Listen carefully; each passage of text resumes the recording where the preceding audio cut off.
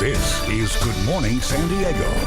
Well, there is a plan to integrate police officers into classrooms as paraeducators as part of police reform efforts, and it's being reviewed by the San Diego County Board of Education. Joining us this morning to discuss those plans is board member Mrk Powell. Good morning to you, sir. Good morning. Thank you for having me. Well, thank you for joining us, and especially on such an important topic. So let's talk about the proposal that you are now reviewing, because this idea of taking officers away from campuses has really been gaining momentum across the country. So tell us about this proposal for San Diego. Well, Lauren, just like you, I'm a parent of school-age children, and what I found is that parents want two things when they send their kids to school. They want them to be safe, and they want them to be educated. But what we're finding now is there's this movement going across the country to remove police officers from school campuses, and that's not the way to have a dialogue with somebody if you want to have police reform at school sites. So I'm proposing a plan that I'm going to bring to the County Board of Education at our next meeting.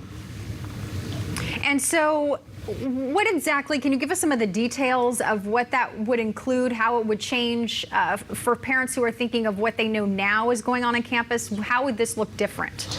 Okay, currently, let's just use San Diego Unified School District for an example. They have 41 sworn officers, and there's 120,000 students. That equates to about 3,000 to 1 ratio. That's not enough police officers really at that point right now to monitor 3,000 students at the same time.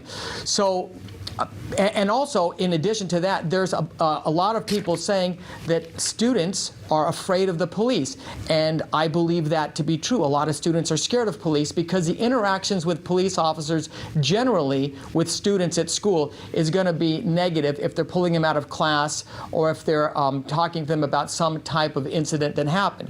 What I'm proposing is to have officers woven into the classrooms themselves. These officers should be the beat officers, and they should come into class 1 hour, 2 hours a day, maybe once or twice a week, and so you can start building trust and build those bonds with the students in the classroom. Looking at some of the statistics that you've noted here, there's a focus on sex trafficking, and for anybody who's lived in San Diego for any amount of time, you understand that San Diego is pretty high nationally on the rate of sex trafficking occurring here, and unfortunately that happens in our schools. And you note that 90% of high school students, schools surveyed here in San Diego reported cases of students becoming victims of sex trafficking, which is terrifying for any parent to hear.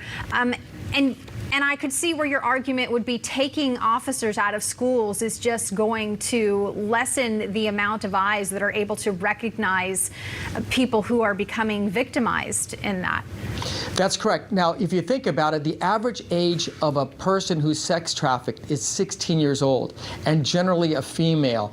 And these predators, they circle schools, they wait for girls around schools when they come outside of school, when they're walking home, to approach them, to solicit them into this type of human trafficking condition. Now, I don't think the vice principal or the principal is capable of walking up to a car that they may suspect is involved in this type of a situation. So you need the school police there. You need the police there to talk to the kids, to find out what's going on.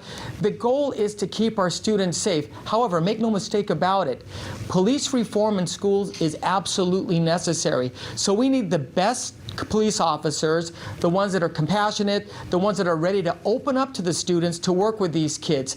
And I'm thinking it's similar to the way community-oriented policing was established back in the late 80s, early 90s, where the beat cop actually knew the people in the neighborhood. They'd walk around and they would talk. We want something similar in the schools. What do you say to the critics who are saying that officers on schools are disproportionately targeting kids of a certain race, and that really needs to be addressed? Is that one of the focuses of reform that you think is desperately needed? Well, let's look at this objectively.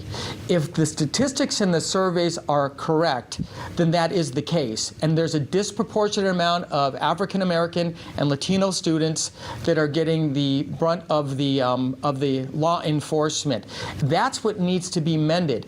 But removing police from the conversation is not the way to do it. How can you mend something if you just completely remove the people that you want to mend with? What I'm talking about is having police working with the communities. We have to sit and listen. We cannot just remove people from situations when we say we don't agree with them. And yes, we need to do this because we need to keep our kids safe. It's the way we have to keep our kids safe. We have to educate them, but we can't have the students afraid of police officers. That's just not what we need to do in this time of a heated emotions throughout our country.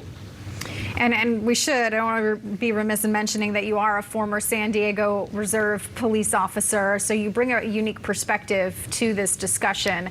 Any idea when a decision could be made on your proposal? Yes, I'm going to bring this up at our next board meeting, and I'm going to share it with our board members.